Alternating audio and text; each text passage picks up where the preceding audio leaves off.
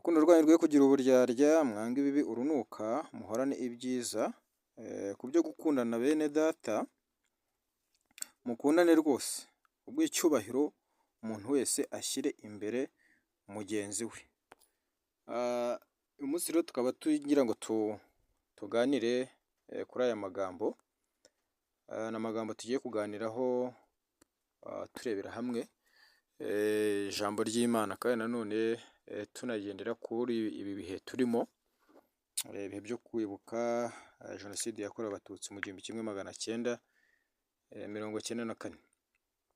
Urebye mu Rwanda mbere ya 1994 usanga abaturage bari benshi, ndavuga ko bari benshi cyane bageze kuri 90%. ni ukuvuga ngo wasangaga abantu bose bari abakirisitu, bivuze ko rero n'amadini yari menshi cyane, ndetse ugasanga hararangwa inyigisho z'Imana zatangwaga ahantu henshi cyangwa se ahantu hose, bitewe n'uko n'amadini yari menshi. Ariko ikibazo wakwibaza gikomeye ni iki ngiki, wakoze ese kuki jenoside yakorewe abatutsi yahitanye imbaga nyamwinshi y'abanyarwanda, noneho ugasanga bamwe baricirwa cyangwa se n'abagize ngo barahungira hamwe, babwire ko kwica ari icyaha, hamwe bagiye basomerwa ngo ntukice.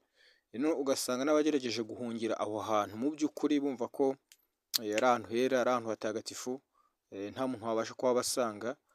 Bakibaza ese kuki mu by'ukuri aho hantu noneho ahubwo ariho biciwe, mu gihe bari bazi ko kwica ari icyaha, mu gihe bari barabibwiwe igihe kinini, kandi nabo bakabana n'umutima nk'uwo nguwo, nk'uko tubona na Pawulo nyine yabivuze hano mu Baroma ibice 12:9-10, avuga yuko bene data buri wese agomba gushyira mugenzi we imbere. Rero mbahaye ikaze muri uyu mwanya, aho tugiye kuganira hamwe tunasobanukirwa impamvu nyamukuru zatumye mu by'ukuri amadini nayo atabasha guhagarika ubwicanyi bwakorewe abatutsi, atabasha kugira icyo bukoraho, nubwo kandi bavuga ko ari abantu basenga Imana, bakigisha abantu urukundo, cyangwa se bakigisha abantu babwira ko kwica ari bibi. Ariko kandi bikaza kurangira nanone tubona ko abigishaga bamwe muri bo nabo babuzaga abantu gukora ibyo bibi, ahubwo tukaza gusanga nabo mu by'ukuri barakoze icyo kintu.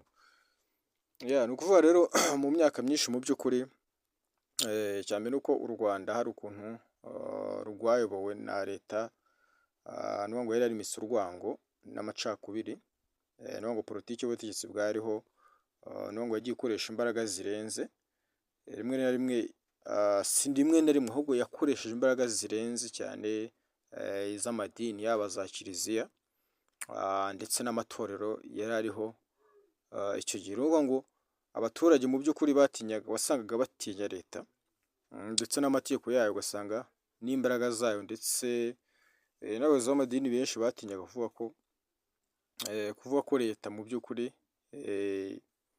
yari yarabacengeye. Ni ukuvuga ngo batinyaga kuba bagira icyo bavuga, kubera ko yari yarabinjiyemo irabacengera.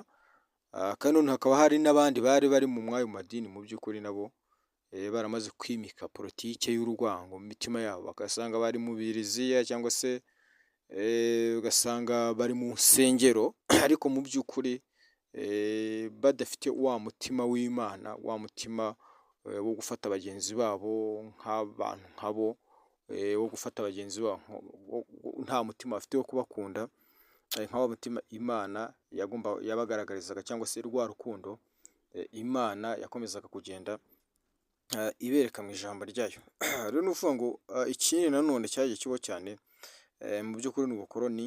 Abakoroni nabo cyane cyane nk'abamisiyoneri baje bigisha ijambo ry'Imana, ariko kandi haziraho n'ibintu by'ubukoroni byo gukoroniza, ariko kandi biza kugabura, gucamo ibice abanyarwanda, aribwo hajeho ibintu byo gucamo amoko, ugasanga abantu biswe ubwoko runaka, ndetse n'aba ngaba rero ugasanga biswe ubwoko runaka. Abamisiyoneri b'abakoroni mu by'ukuri nabo hari ukuntu bakoresheje amadini mu gushyigikira ubutegetsi bwabo. Ibyo rero byagiye bituma amadini menshi atagira n'ubwigenge bwo kuvuga mu gihe politike mbi nayo yari ikomeje kwiyongera.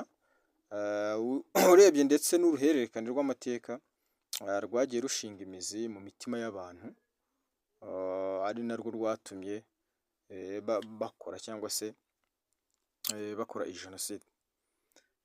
Nubwo rero abapadiri cyangwa se hari n'abapadiri yewe ndetse n'abapasiteri mu by'ukuri bagiye bagira ubutwari, batashoboye cyangwa se batigeze bishora muri ibi bikorwa bibi byabaye byo kwica, ariko mu by'ukuri ni ukuvuga ngo hari ababayeho ari babiri, hari abagize ubwo butwari mu by'ukuri ntibagira amahano bakora, ariko kandi nanone hari n'abandi tubona bagiye bakora amakosa, aho bagiye bicecekera ugasanga mu by'ukuri baratera umugongo abicwaga, cyangwa se ugasanga baranafatanya na leta, kandi ubwo ari abakuru b'idini cyangwa se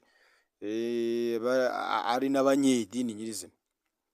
Rero icyo tugenda tubona cyangwa se icyo twabasha gutahura mu by'ukuri nk'uko n'abantu benshi bagenda bibaza icyo kintu nanone, buriya amadini si Imana ahubwo abantu bayabarizwamo, ni ukuvuga ngo abo ngabo nabo bashoboraga kuba bakora ibyo byaha nyine. Impamvu ariko nanone bakoraga ibyo byaha cyangwa se ayo mabi, nubwo bari bari mu idini, ni ukuvuga ngo nubwo babayeho mu idini bakabaho igihe kirekire, bariya ntabwo idini yigeze ibasha kwigisha urukundo, kubera ko ntabwo bigishije iyo baza kuba barigishijwe urukundo mu by'ukuri, ni ukuvuga ngo rwa rukundo rwari gusaga mu bantu, ntabwo ibyabaye mu by'ukuri byari kubaho kugera ku kigero byabayeho, kubera ko abantu bari kuba bafite n'umutima wo gucyahwa n'Imana. Icya mbere ni uko bagomba kugira umutima wo kumva yuko icya mbere ari bamwe, bakagira umutima wo kunyurwa n'ibyo bafite, ariko mu gihe Satani yahagurukiye muri abo bantu akabereka ko hari byinshi bagiye guhabwa, hari ibyo bari baranyazwe, hari ibyo abantu bafite bagiye kubona, ati nimubica murabitwara. Urumva rero mu by'ukuri ni uko nta mutima w'Imana wigeze ubamo, nubwo bari bari mu idini basenga Imana, bavuga Imana, bajya bagahimbaza. Rero urabizi ko benshi barabyara bakabyarana muri batisimu, abandi bagashyingiranwa bakagira gute, ariko wibaze uwo mutima ahantu mu by'ukuri waba warahise werekeza akanya gatoya, ni ukuvuga ngo ni uko n'ubundi nubwo babaga mu idini ariko bayabagamo gutyo gusa, ariko mu by'ukuri nta mutima w'Imana bafite. Rero abanyarwanda benshi mu by'ukuri bari ab'idini ku izina cyane, aho wasanga nyine umuntu avuga ngo njye nsengera muri Katolike, undi ati ni umwadeperi gutyo, ariko ugasanga ni abantu bari bari mu madini ku izina gusa, ariko wasanga imitima yabo mu by'ukuri itarigeze ihinduka. Ugasanga rero mu by'ukuri na burya no kuba mu idini ntabwo bivuze ko habamo guhinduka cyangwa se habamo gukiranuka. Burya abantu bashobora kujya mu idini bakaribamo, cyangwa se byitwa amatorero, we akiberamo gusa ari nka deresi, ariko mu by'ukuri umutima w'imbere, uyu mutima utarigeze uhinduka. Rero ni ukuvuga ngo uyu mutima nk'uyu utarahindutse, ni ukuvuga ngo iyo ubonye undi mutima wundi utarahindutse nanone, ni ukuvuga ngo byanze bikunze icyo kibi kibasha gufata intera ndende, kubera ko ni ikibi nyine kizuye mu kibi. Ariko ikibi iyo kije kikaza ku muntu ufite umutima muzima, umuntu uriye inyigisho nzima, mu by'ukuri uwo nguwo abasha kuba yanazigama cyangwa yakwikaruma, cyangwa se akabasha kugira gute, akabasha kuzigama nubwo haba hari imbaraga zihambaye zimuri hejuru, ariko byibuze agashaka n'uburyo agenda bikwepa, ariko byibuze yarwanyije, nk'uko tubona ko hari n'abana baba bagiye bagira umutima w'ubutwari, bakabasha gutabara abantu bakabakiza mu by'ukuri, hanyuma bakabakiza iki cyago cyari cyaguriye abanyarwanda. Rero mu by'ukuri kuba mu idini cyangwa se mu itorero ntabwo ushobora kuribamo ariko nanone udafite indangagaciro. Burya kutagira indangagaciro z'urukundo ruva ku Mana, ni ukuvuga ngo ibyo byose nyine nta kindi kigomba kubaho uretse ko bigomba kubaho. Rero usanga abantu benshi mu by'ukuri batinyaga leta kurusha Imana, batinyaga leta. Muri icyo gihe wasanga abantu benshi batinya leta nyine kurusha Imana, kandi impamvu nyine ni uko urumva yari ifite n'imbaraga, kandi abantu bari bakisa nk'aho nanone batarakanguka, ari idini ikababeshya, ari leta ikababeshya, ni uko ugasanga ibintu byose nyine barabifatira muri ubwo buryo. Rero wakwibaza mu by'ukuri aho umuntu yafataga umuturanyi we basangiye cyangwa se uwamugaburiye cyangwa se uwamushyingiye, ariko bikarangira mu by'ukuri uwo muntu amugiriye nabi, kandi ari abanyedini, ari abantu bavuga ngo barasenga, basenga tuvuga ngo ni abantu bibereye aho ngaho. Rero buriya mu by'ukuri ni ukuvuga ngo urwango rimwe na rimwe dushobora kubaho mu idini tukaryicaramo tukagira gute, ariko ni ukuvuga ngo igihe cyose turimo tudafite umutima uhuye n'Imana, mu gihe cyose turi kwigishwa ijambo ry'Imana ngo duce bugufi, tubeho tuyoboke Imana, mu by'ukuri ibintu byose nyine wasanga twabikora nk'abandi bantu bose. Rero niyo mpamvu mu by'ukuri usanga ukurikiye cyangwa se iyo dukomeje kuganirizwa amateka dusanga no mu nsengero hagiye hagwamo abantu benshi, kandi abantu bagiye bahahungira bazi ko hari ubutabazi, ariko mu by'ukuri ugasanga hamwe na hamwe ahubwo harimo intare zari ziyoboye amadini, intare n'abagome aribo bari bayoboye izo nsengero, ariko mu by'ukuri abantu bo nyine batabizi, batazi uko ikibazo kiri. Rero nubwo mu by'ukuri amadini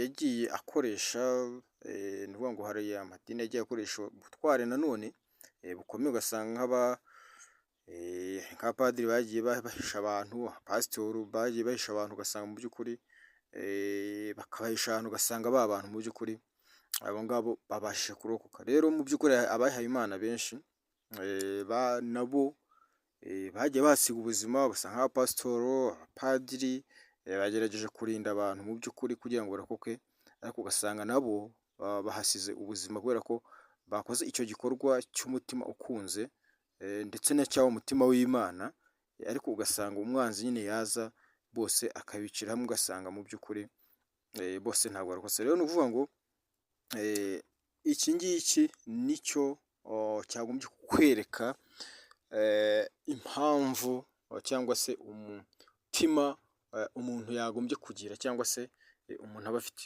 Dusoma ijambo ry'Imana hariya Pawulo ahugura bene data b'i Roma, ni ukuvuga ngo yakomeje kugenda agaragaza umutima abo bantu bagombye kujya bavuga ati: "Nuko urukundo rwanyu rwe kugira uburyarya, mwange ibiburunuka, muhorane ibyiza ku byo gukunda bene data, mukundane rwose, ku bw'icyubahiro umuntu wese ashyira imbere mugenzi we."